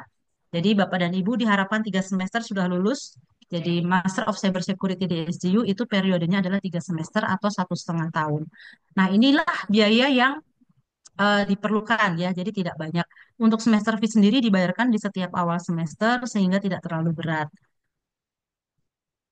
Nah, ini beberapa program yang dimiliki oleh SGU, terutama untuk mereka yang mungkin, aduh saya pengen banget nih masuk ke Master of Cyber Security SGU, tetapi saya baru D3 misalnya, atau saya baru SMA. Nah, itu bisa mengikuti bridging program di mana SGU menyediakan program recognition prior learning untuk Bachelor of Information Technology. Jadi Bapak dan Ibu hanya perlu eh, mendapatkan gelar S1 dalam waktu 3 semester atau 1,5 tahun. Dengan syarat Bapak dan Ibu tadi ya kalau tidak D3 atau sudah punya pengalaman kerja di bidang IT selama 2 sampai 10 tahun. Itu bisa mendapatkan langsung eh, pengakuan kredit sehingga kuliah S1 tidak harus 4 tahun, tapi hanya 1,5 tahun. Nah, setelah lolos 1,5 tahun, itu kita ada program fast track di mana Bapak dan Ibu bisa langsung mengambil program Master of Cyber Security selama 1,5 tahun. Kalau kita hitung, kalau mau ambil secara normal, RPL program 1,5 tahun, kemudian Cyber Security 1,5 tahun, jadi 3 tahun. Tetapi kalau fast track itu di semester akhirnya program RPL di Bachelor itu bisa langsung mengambil program S2, sehingga hanya perlu 2,5 tahun untuk bisa lulus dari S1 langsung ke S2. Sungguh sangat memudahkan Bapak dan Ibu sekalian. Dan tentu saja kelasnya adalah seperti kelas karyawan ya. Hanya ada di malam hari untuk yang program bachelor. Dan untuk cyber security-nya itu programnya hanya ada di hari Sabtu, full day. Jadi tidak akan mengganggu pekerjaan Bapak dan Ibu sekalian. Nah, ini yang saya bilang tadi, kalau saya sudah S2 bagaimana Bu Dina? Saya sudah S2, tetapi saya ingin banget mengikuti salah satu kelasnya Master of Cyber Security di SGU. Misalnya saya pengen tahu nih kelasnya Pak Charles Network Security. Seperti apa sih Bapak dan Ibu bisa mengambil program Flexi Master untuk Flexi MIT. Di sana Bapak dan Ibu hanya mengambil untuk mata kuliah Cyber Security saja misalnya. Bayarnya gimana Bu Dina? Bayarnya itu berdasarkan SKS. Jadi kalau cyber security itu 3 SKS, jadi Bapak dan Ibu hanya membayarkan 3 SKS ini saja berikut uang administrasi 500.000. Setelah itu Bapak dan Ibu hanya mengikuti kelas ini dan kelasnya boleh bareng dengan kelas reguler. Jadi nanti bisa satu kelas dengan kelas reguler dan Bapak dan Ibu hanya kuliah mata kuliah itu saja. Nanti setelah selesai mata kuliah ini, Bapak dan Ibu bisa mendapatkan sertifikat yang menyatakan bahwa Bapak dan Ibu sudah mengikuti course ini yang setara dengan 3 SKS. Nanti SKS-nya ini kalau misalnya setelah network security pengen lihat lagi mata kuliah yang lain, berapa SKS lagi, itu SKS-nya bisa dikumpulkan dan nanti bisa join S2 lagi di SGU dengan menukarkan SKS ini. Jadi sisanya tinggal diambil kelas di SGU, sisanya lagi melalui program Flexi Master ini. Jadi tidak terlalu berat karena hanya mengikuti program-program atau course-course yang memang diminati. Kami juga ada sertifikasi Bapak dan Ibu sekalian yang bekerja sama dengan isi konsil, di mana sertifikasi-sertifikasi ini akan memberikan potongan harga, terutama untuk mereka yang memang menjadi mahasiswa di SGU. Jadi kalau Bapak dan Ibu adalah mahasiswa SGU, itu bisa mengikuti sertifikasi ini dengan potongan yang lumayan besar. Seperti itu ya. Jadi jangan ragu-ragu kalau ingin join SGU langsung join, atau kalau ingin join sertifikasinya aja bisa nggak? Bisa banget. Nanti bisa langsung kontak dengan education consultant yang sudah mengontak Bapak dan Ibu sekalian. Nah, caranya bagaimana untuk bisa menjadi mahasiswa di SGU? Kami tidak persulit Bapak dan Ibu, tinggal langsung mengisi online registration form. Kemudian nanti setelah mengisi online registration form, education consultant akan mengontak Bapak dan Ibu sekalian untuk mengarahkan atau menjadwalkan untuk interview dengan program studi, nanti dengan Pak Eka dan juga dengan Pak Charles. Setelah selesai dan lolos interview, baru membayar confirmation fee dan juga semester fee langsung. Jadi tidak perlu berbelat-belit, tidak perlu lama-lama. Bapak dan Ibu bisa langsung join kelas master di SGU. Dan untuk kelas September ini kami masih membuka pendaftaran. Kalau Bapak dan Ibu ingin join, aduh saya pengen join banget nih cepet-cepet bulan September ini, masih bisa. Kami masih menerima pendaftaran dari Bapak dan Ibu sekalian. Oke, demikian yang dapat saya sampaikan seputar SGU dan juga program-program yang kami miliki. Kalau Bapak dan Ibu sekalian ingin join, silahkan menghubungi education consultant yang sudah menghubungi Bapak dan Ibu sekalian. Terima kasih untuk perhatian yang diberikan dan waktu yang diberikan. Saya kembalikan kepada Rara. Terima kasih, Rara. Terima kasih Bu Dina atas penyampaiannya ini terkait sistem di SGU, bahkan tentang MIT dan promo-promo menarik untuk para partisipan yang telah hadir pada malam hari ini. But before I close this event, saatnya Bapak dan Ibu untuk membantu kami agar lebih baik lagi ke depannya dalam menjalankan event. Mohon untuk membantu mengisi feedback survei yang akan ditampilkan QR code-nya di layar. Mohon menunggu sebentar, akan saya segera tampilkan.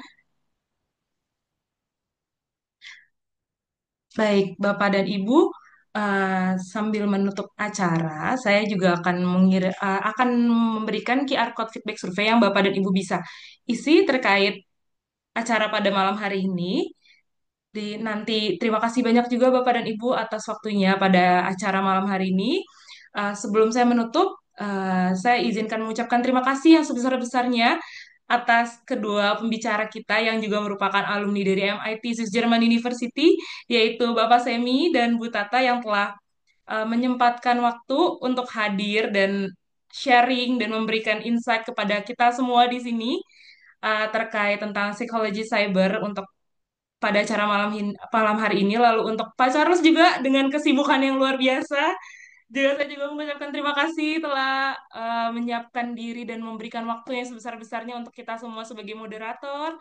Lalu juga tadi ada Pak Eka yang telah menyempatkan juga untuk hadir, memberikan sambutan dan bahkan overview sedikit tentang MIT di Swiss German University, serta para partisipan yang telah meluangkan waktu pada mungkin daripada pulang kerja dan langsung join ke dalam acara hari ini. Saya juga mengucapkan terima kasih mewakili para panitia dan Swiss German University atas waktunya dan atas kesempatannya untuk join dengan effortnya dari pulang kerja langsung join ke dalam acara hari ini dengan luar biasa partisipan yang hadir pada acara malam hari ini ya Pak Charles, Bu Tata, Pak Semi. Saya sangat amat senang juga karena thank you very much karena kalian semua telah interaktif dan sangat seru. Karena kita semua di sini jadi akhirnya lebih ke sesi sharing dan yang tadinya mungkin berpikir bahwa acara ini akan kaku, Bapak dan Ibu karena pada saat masuk komite expert dipimpin oleh Pak Charles dan Bu Tata serta Pak Semi, semuanya akan menjadi sharing session. Jadi saya juga mengucapkan terima kasih banyak atas hal tersebut. Untuk Bapak dan Ibu silakan untuk diisi feedback surveinya. Dan juga saya izinkan untuk menutup acara pada acara malam hari ini. Saya Rara selaku MC pada acara Meet the Expert Psychology of Cybersecurity Today mengucapkan terima kasih dan mohon maaf bila ada kesalahan yang baik dilakukan secara sengaja maupun tidak sengaja dari saya ataupun dari tim yang lain. Terima kasih banyak dan selamat malam sampai bertemu di event selanjutnya. Terima kasih. Terima kasih Terima kasih. semuanya. Terima Terima kasih kasih. semua, selamat Pak, malam. selamat Terima kasih, beristirahat. Terima kasih Kasih Pak Pak Aan. Charles. Wah, Iya. ada KM-nya batch 25 tuh Pak. Wow. Keren, Terima keren. kasih loh Pak Aan. Terima kasih, Yuk, Pak. iya Terima Pak kasih Charles, semuanya. Pak Feni, makasih semua. Bu Tata